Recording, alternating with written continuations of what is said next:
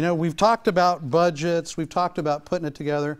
You know, the next few weeks we're going to talk about what the Bible says about work. We're going to talk about wise counsel. We're going to talk about debt reduction. We're going to talk a little bit about giving, and then we're going to talk about investing. So the next 4 or 5 weeks, that's the direction that we're going. And all that goes better when you understand budgeting. Because if you can figure out your budget, which you guys are all going to have to kind of create, it's going to really help you navigate through life. How many of you guys work on a budget now? How many of you have a budget that you work on? Put them up high. So about half. That's good. I hear it often. I hear people say, you know, I don't make enough money to have a budget. Well, if you don't make enough money to have a budget, it's when you really need a budget. I mean, that's when you've got to put it together. You've got to kind of figure it out.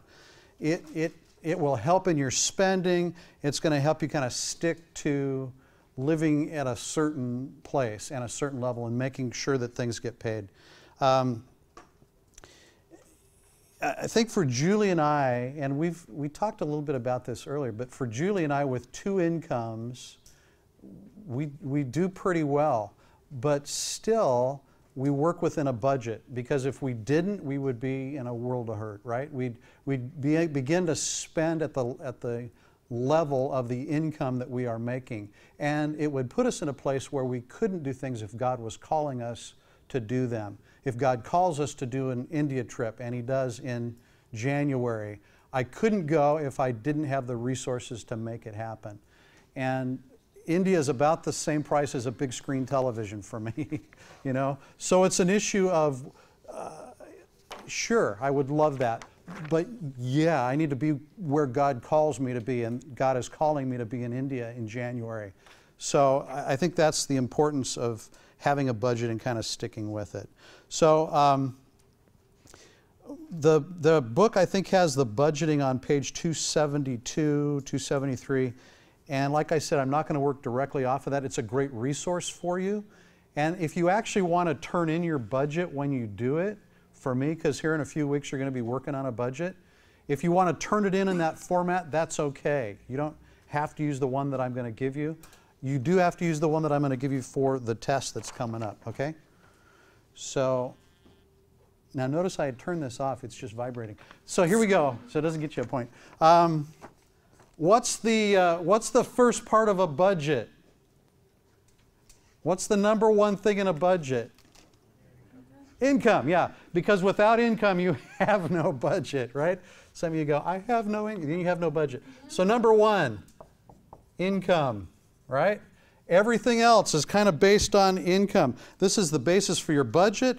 It's the really will help you predict the rest of it. When incomes are high, you can kind of project a little bit more. When your income is lower, you're going to have to project less. Now, I always have students go, I'm going to be a waitress or a waiter. I'm going to be a valet parker, and my income is going to be all over the place. So what do you do if your income is all over the place? Yeah, you budget kind of at the base level, right?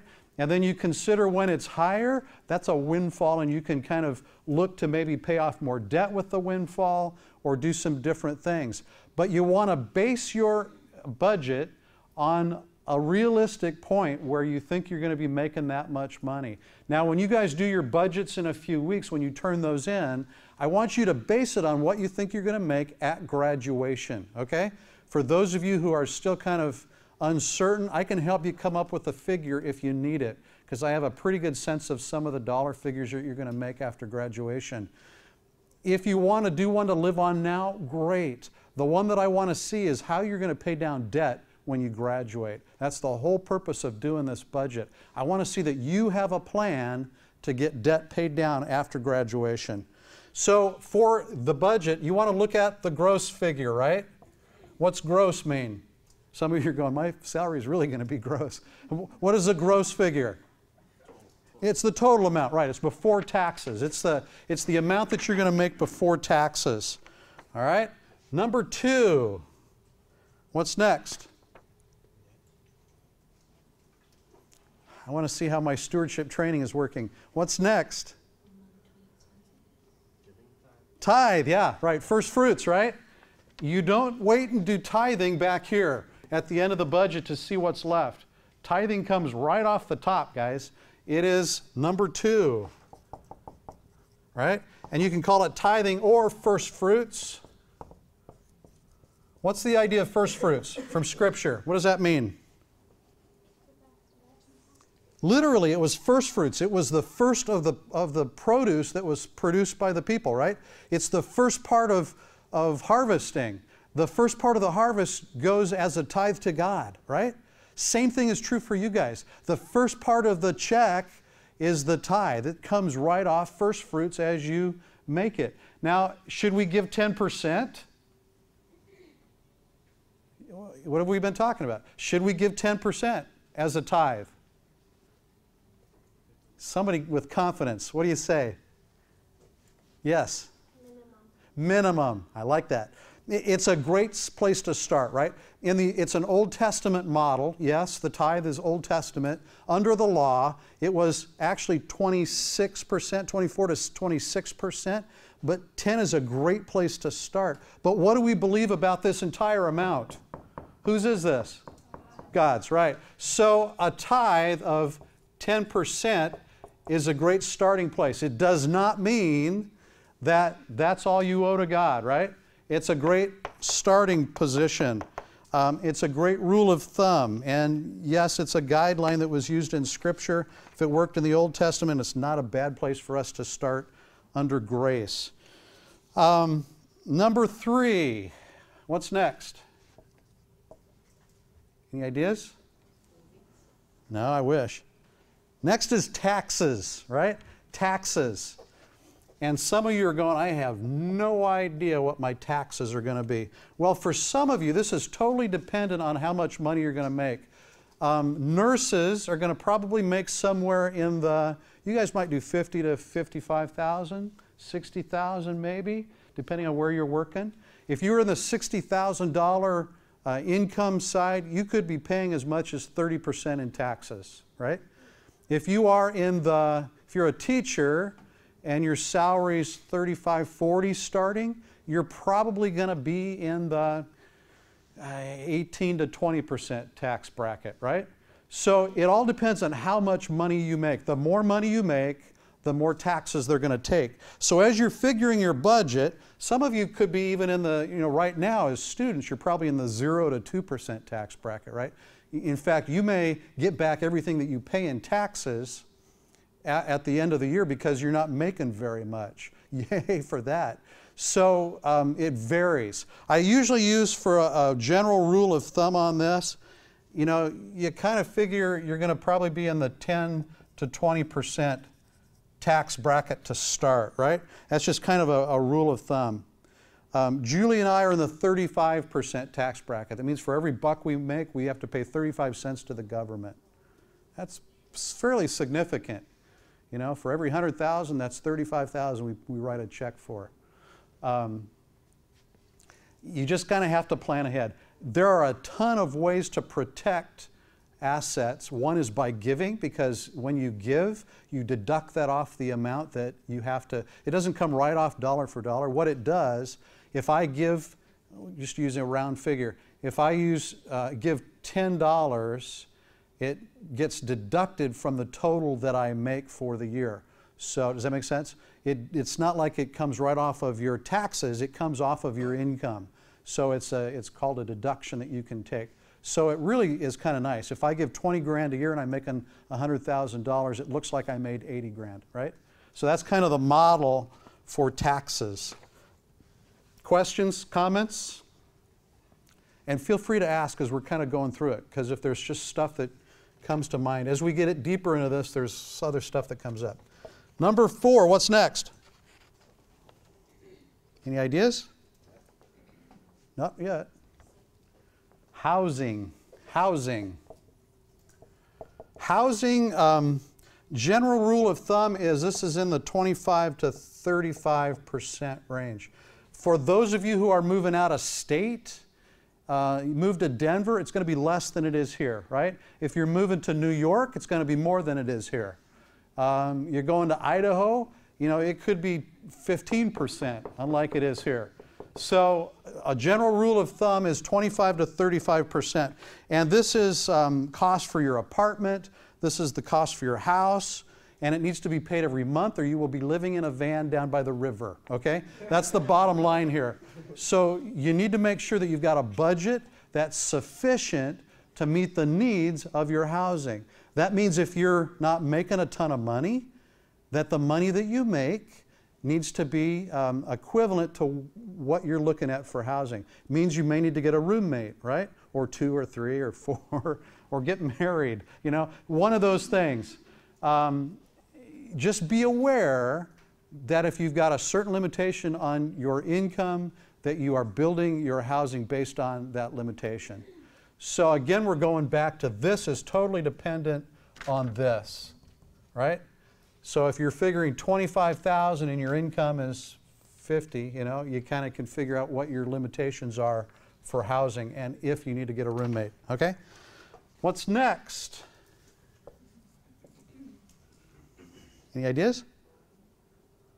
Food is next. This is important. Now, more important to some of us than others.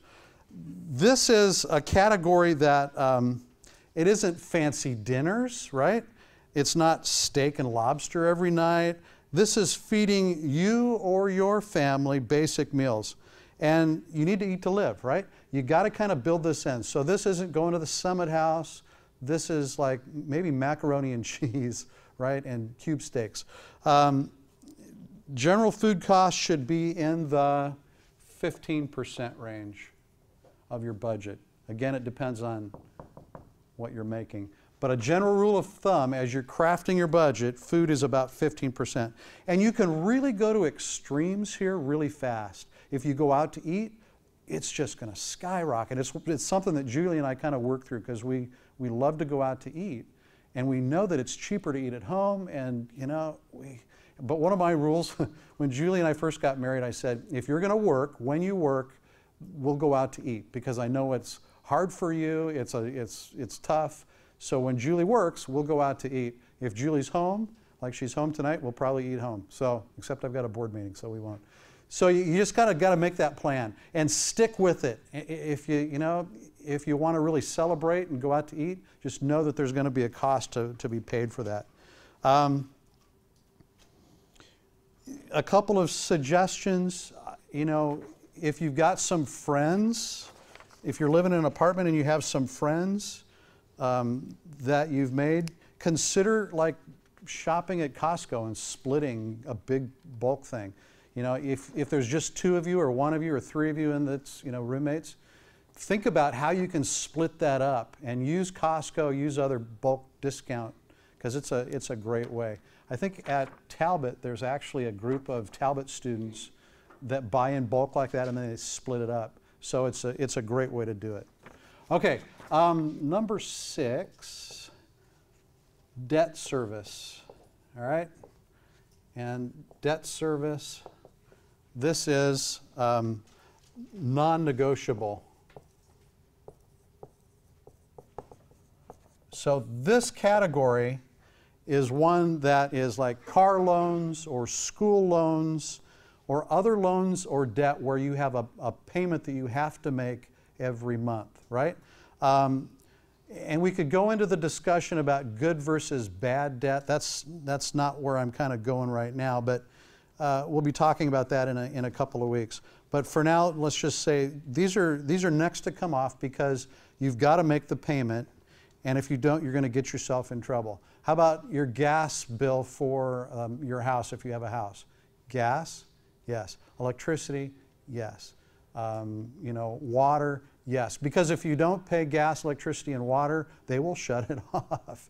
And it's very expensive to get utilities to be turned back on. If you lapse payment, it's never a good one to lapse on because it's very expensive, very pricey to get utilities kicked back on. And it will actually affect your credit score, right? If you don't pay on your house payment, if you don't pay on water, gas, electric, it affects your credit. Do you guys kind of understand? We're going to get into a conversation a little more about credit scores, but do you get an idea of what credit scores are about? Let's talk a little bit about credit scores while we're at it. How many of you know what a FICO score is? How many of you have no clue what a FICO score is? You need to know. Bottom line, a FICO score is the score that the credit agencies give you for your credit standing. So a credit score can run somewhere between, well, I guess they can go lower than 300, but 300 to 790, 780, somewhere up there. The higher your credit score, the lower costs of interest when you go to take out a loan, to buy a car, to buy a house, to get credit for, opening up a water account or they'll look at your credit score. The higher your score, the lower your cost of money if you take out a loan, okay? The lower your score, it becomes very, very difficult to take out a loan and people don't want to give you credit. How do you improve your credit score? Well, if you can get an account where you have an electric account and you make your payments every month, that will improve your credit score. If you have a credit card, and we're going to talk about those in a second, does paying off your credit card every month improve your credit score? Yes or no? No, it doesn't. If you pay your credit card off every month and you carry over no balance, it will not improve your credit score. So am I suggesting you carry credit on a credit card? No, don't put that on tape. Yes, sir. I thought your score is also affected by your debt to it is. Credit ratio. Yes. Or if you have like $3,000 worth of credit and Yep. no balance, that's going to help. It does. Good point. Did you guys get that? Your score is also affected by the number of possible loans you have out there. So if you have multiple credit cards, it will lower your credit score. If you have multiple credit cards with debt on them, it will lower your credit score. If you have a few credit cards with a little bit of debt and you're paying it off on a regular basis, it will increase your credit score. So I do not encourage you to get a ton of credit cards because it will drop your score, right? If you've got a car loan, a home loan, 3 credit cards, 2 gas cards that you're carrying a balance on, it's going to drop your score like a rock. So you don't want to have multiple credit cards or multiple loans at the same time. Does that make sense? Back to the carrying a little bit of a debt on a credit card. If you choose to increase your credit score based on your credit card, you can do that with $5 or $10. Just carry over a tiny little amount and pay it off next month. And then, take out, if you're going to put stuff on your credit card, just take out enough that you can do the same the following month. Just carry a small balance and it will ultimately improve your credit score. You guys get that? Any questions about that? You can check your credit score in a couple of places. I think annualcreditreport.com, or I think it's... If you go to, if you just Google free credit report government, yes, that'll get you to it. Yeah, freecreditreport.gov. It's annualcreditscore.org or gov. Yeah, I think it's gov. It's not, I don't think it's a com. No, you're right. Yeah, it's gov. What's the one that does all the commercials? Freecreditreport.com? Yeah. You can actually do that, but what they'll do, they'll put you into their magazine subscription list. So yeah, you get a free credit report, but then they suck you in. And you'll kind of, unless you cancel it, they'll start sending you like a monthly magazine. Now they do check for stolen credit, Social Security numbers. So there's some things that are valuable. I can't encourage you enough to protect your Social Security numbers, because if somebody gets a hold of your Social Security number or they get a hold of your credit card number, you can rack up a lot of debt really fast. Now the difference in using an ATM card and a credit card, you guys know about that? If you use a credit card, you don't have financial liability on the expenses. You can go back and they will cover the losses that you sustain with the credit card. If you use a debit card, they will not. So if you use it right out of your checking account, it's much harder to get reimbursed. If you run it at the restaurant and somebody sneaks it in the back and gets your details off of it, they get your little secret code on the back, you could be in real trouble. So you got to be really careful about credit cards versus ATM cards. My wife always gives me grief because I I don't like to give, I'd rather pay out of my checking account than I would my credit card, because then I know it's paid for, other than, you know, it doesn't come around as debt. So, did you get the, as you're reading that, did you get the danger of credit cards? Is this amazing? And you look at that and you go, well, you know, a lot of the people that they're talking about there aren't very educated. They aren't very savvy. They let themselves get into trouble by getting into debt. And for those who are kind of watching on the computers, this article is talking about how risky and dangerous it is if you have a credit card and it's a small, maybe a small amount that they're going to loan you, and it's a probably pretty decent interest rate, and you take it and pretty soon it's filled up, and they know that it's filled up, and they'll send you an ad saying, hey, you can get another card and here's the interest rate. And what happens is people really do, they'll take out that card and they'll make payments on the second card, on the first card, then they'll get those two filled up, and they'll take out a third credit card and they'll make payments on the second one and make payments on the first one, and they get deeper and deeper and deeper in debt. And it's so amazingly dangerous. It is so risky. So when we talk about credit cards, when we talk about the importance of being cautious with credit, this is what we're talking about. Credit cards are the most expensive interest rate that you can pay, right? I always have students say, you know, I've seen credit card offers where it's a 0 interest rate for 6 months or a year. Is that a good thing? And I'll say, if you are able to control your spending and you roll a large balance onto a card for 6 months at 0%, great. Make sure that you're checking the fine print, however, because oftentimes those 0 interest rates at 6 months or a year and a half can be 18, 20, 24% interest, right? Interest rates are so low right now, you know, the credit card is the last place you should be going to put some purchase on it, right? So it's very, very dangerous. A couple of thoughts about credit cards. You can actually call and negotiate your interest on a credit card. You can call the company, the bank, and say, I've got an offer from another company. My interest rate's 18%. I don't want to pay 18%. I'm going to move my credit card over, or my debt over to another card. And if they say, well, we just can't do anything about that, ask to talk to a supervisor. And card companies are in a place right now where they don't want to lose your business, and they will actually negotiate down your interest rates, right? Back to the idea of a 0% card. Check it out. I've actually done it. I mean, it's a good way if you've got carrying a balance at 8 or 10 or 12%, and you know in 6 months or a year you can pay that debt off. It's not a bad way to get a 0% interest on a credit card. But beware, any new purchases you put on that card are going to be at a new rate, or they're going to be at a greater rate, right? It's a very, very dangerous place. So you've got to make sure that you're strategic in how you use credit cards. Any reflections, comments, questions about credit cards? Yeah. Do you need a credit card?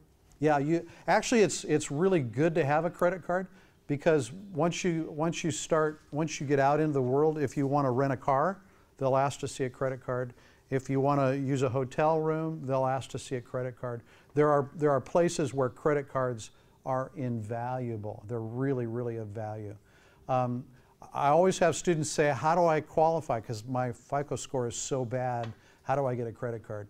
Well, there are places, in fact, we've got banks that come visit campus that offer fairly reasonable interest rates, low finance amounts, so they won't go more than maybe $1,000. But if you are good about it, if you use that card, you don't exceed the credit limit, they will grow that. That's one thing they're ruthless about. If they see that you're making payments, they're going to try to bump you up on how much you can have credit on their card with. So it's really easy to get a card with a pretty reasonable interest rate and a small amount of credit, and it'll grow. So yeah.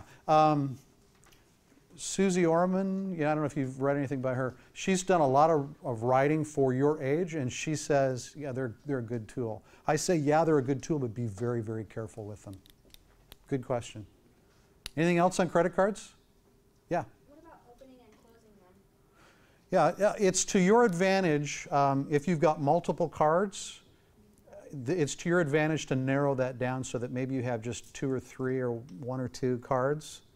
Is that what you mean? Yeah, but like, so if you have like a 0% interest rate, Yeah. and then by the time you're done paying off whatever you wanted, Yeah. 0%, Yeah. because it was going to take you that long, then would you just close it, or how would that look? Credit companies, the credit agencies look at the number of cards that you have. They also look at the number of closures and changes. It's like being in a snake pit. Don't make any quick jerky movements because it'll get you. So it actually will hurt your credit score if you start canceling all your cards and you just cancel 5 or 6 or 8 cards. They're going to go, ooh, something's going on, and it will actually reduce your credit score. Ultimately, it will rebound because you don't have as many opportunities for debt out there. So it's good to close them, just do it strategically. Do it very, very carefully. Make sense? Anything else? Okay, my caution, yeah, I'd kind of pursue it. It's good to have. Pursue it carefully. Now there are, like my ATM card is also a credit card, right? There are banks that will do both, where you can have an ATM that also works as a Visa. And that's a good way. It still doesn't have quite the protection of another type of credit card, but it's a good way to kind of work on your credit. So, okay. You can hold on to those articles. It's a couple years old. There have actually been some really good changes that the government has put in place with the credit card companies on advertising. Credit card companies can't advertise like they used to. It used to be that they were ruthless. I mean, they were just ruthless. And Washington, one of the good things Washington has done is put some parameters around what credit card companies can do. So it's a little bit better than it used to be. Okay. So that would be negotiable debt. That's bottom line is credit cards are one of those areas where you can choose to pay less than the whole thing off, right? You can make a payment that's less than writing the whole thing off. Do I ever encourage you to do that? Try to avoid it. Try to get it paid down. When I do my budget at home, credit cards are the first thing that I pay because I want to pay as much of that down as I can. It's the worst interest rate. It's the worst kind of credit to have. You want to get it paid down. So it's usually, do I ever suggest the minimum payment? Only if it's, if it's a brutal time and for some reason you have to pay something else. But try to pay more than the minimum payment. One of the things that the law has done, it's now put into a credit card statement the amount, how long it will take you to pay down a credit card if you pay the minimum. And if you look at that, you will cry because it's crazy. It's absolutely crazy how long, if you pay the minimum amount on a $1,000 debt, it could take you 3 years and it'll cost you $4,000 to pay down $1,000. It's absolutely ridiculous. So check that out and it'll be a great encouragement for you to pay as much as you can.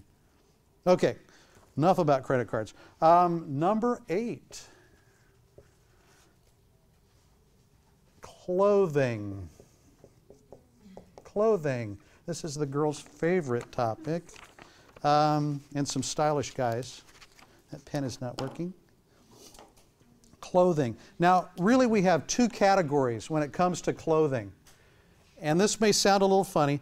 The first one is must-haves. Okay? What's a must-have? Well, thank you for sharing. That's not what I had in mind. But it's a good answer. Must-haves are things like nursing uniforms or business suits. If you're, I can't believe you said underwear. That is so funny. It's stuff that you have to do your job, right? If you are a construction worker, steel-toed boots, I mean, those are the kinds of things you've got to have to do the work that you are doing. So that is the must-haves. The second category, which actually doesn't fit here, it fits later, is entertainment related. Okay, now you're going, that sounds really bad. Entertainment related. Entertainment related is basically stuff that, you know, I got to have that because it's so pretty, right? I really want a new skirt because I'm going out to dinner and I want to look, well, not me personally, but you get the idea. It's clothing that is really fits in a different category. It fits into a category later on. So in this category, we're really talking about must-haves. Entertainment will come up a little bit later, right? Next is savings. Savings. And there are two types of savings. There is long-term and there is short-term. So let's talk a little bit about the differences here.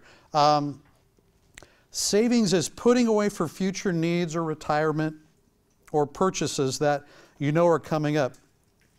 This is a consideration before entertainment, and if you leave this to the last, it won't happen.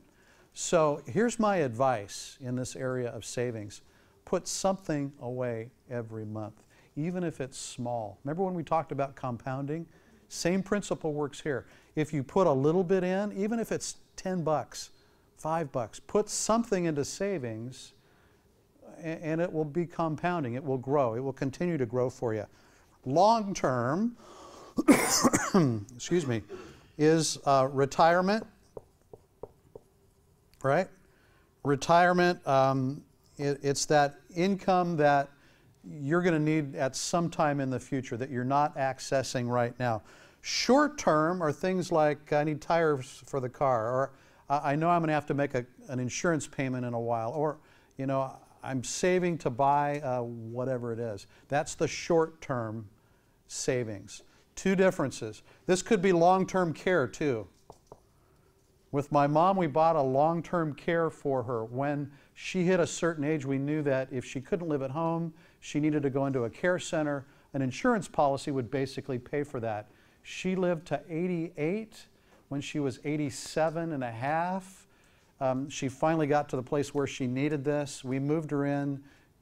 She was there 6 weeks, and I don't remember what we paid. It was craziness. But it's an insurance policy.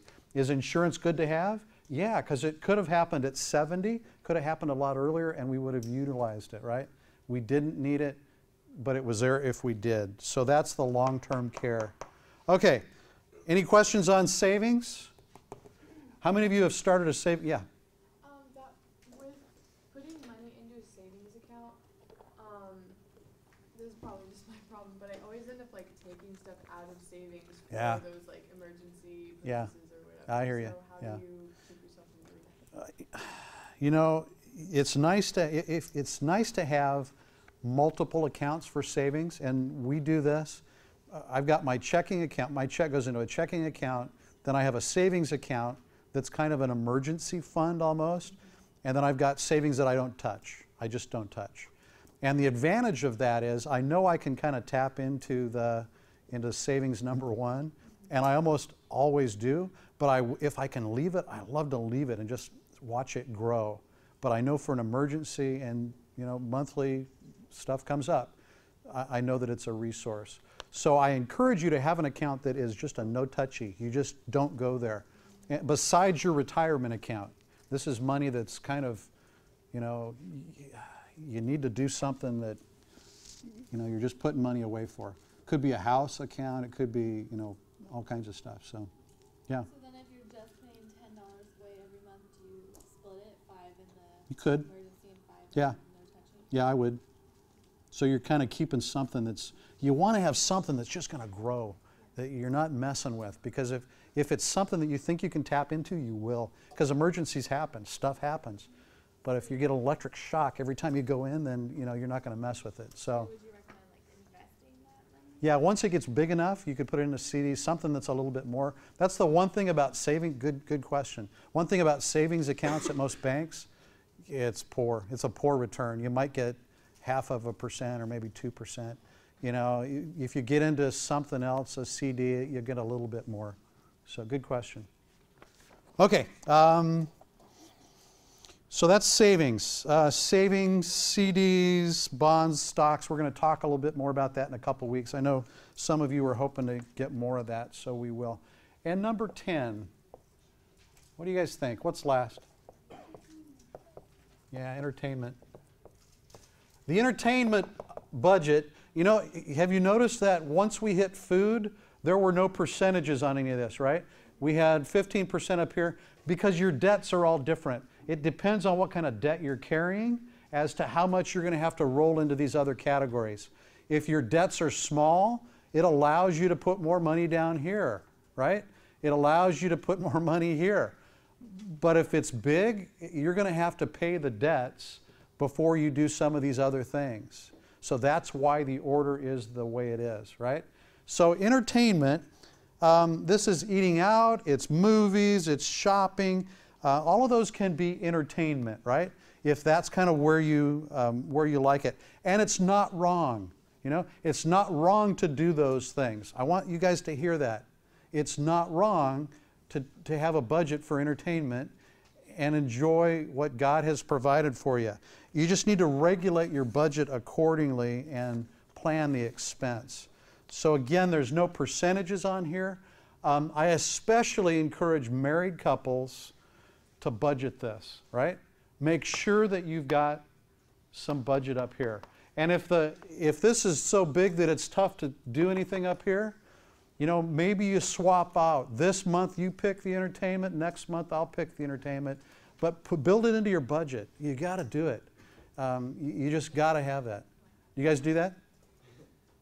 We don't have to tell you. You don't have to tell me. No, yeah, we do. Do you? I mean, we like going to the movies. Yeah, yeah. Go to the movies Do you go to the cheap theater? I love the cheap theater. It's great. You know, just make sure that you're doing it because it's important in relationships to go there. And you don't get crazy with it, but, you know, make sure it's there. So, you know, what percentages should we use? We're kind of stuck with these. And like we said, it kind of varies with how much you have and how much is left. Make sense? Any questions, comments, reflections? Do you feel like you know the world now? Where does charitable donation fall under? Does it fall under?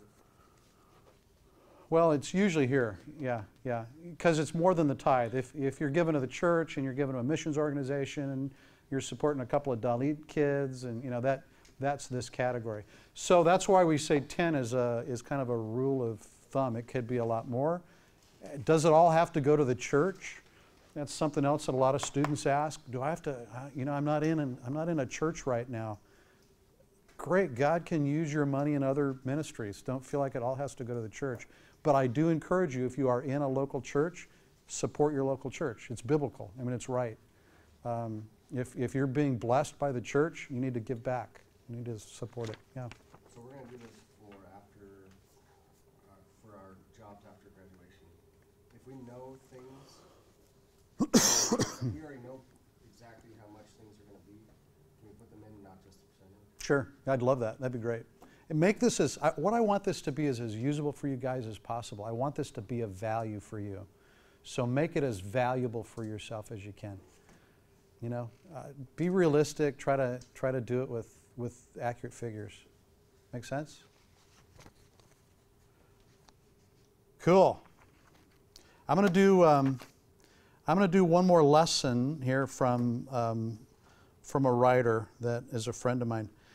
And I think this is kind of an important thing as we look at using the resources that are laid before us. I love this. It's called Lessons from Lot. And it's taken from Genesis 13:10. It says, Lot lifted his eyes, the scripture, Lot lifted his eyes and saw all the valleys of the Jordan, that it was well watered everywhere. And again, this is the same writer that wrote the first one. His takeaway. Sometimes we're given choices that seem so obvious and simple that we give them almost no thought at all. We take one quick look and surmise, this is a definitive no-brainer. Where do I sign? Such was the thought of righteous Lot. When given the opportunity to choose his future home, yet all decisions carry with them unforeseen consequences. Every time we make a choice, we are laying down another brick on the path that leads to our future and our destiny. That's powerful. Let me read that again. Every time we make a choice, we are laying down another brick on the path that leads to our future and destiny. In humility and dependence on God, Abraham allowed Lot to take advantage of him and choose the best land for farming and grazing. He knew that God could take care of him and provide for him even on inferior land. In today's business environment, Abraham would be considered monumentally stupid. By giving Lot first choice, Abraham allowed Lot to choose the best business location in the Middle East.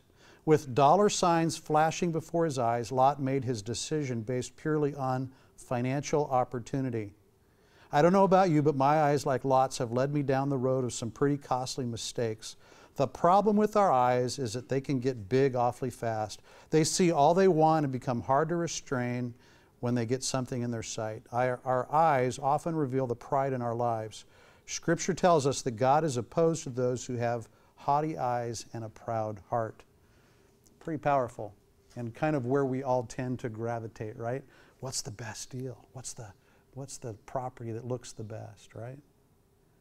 Interesting. Biola University offers a variety of biblically centered degree programs, ranging from business to ministry to the arts and sciences. Visit biola.edu to find out how Biola could make a difference in your life.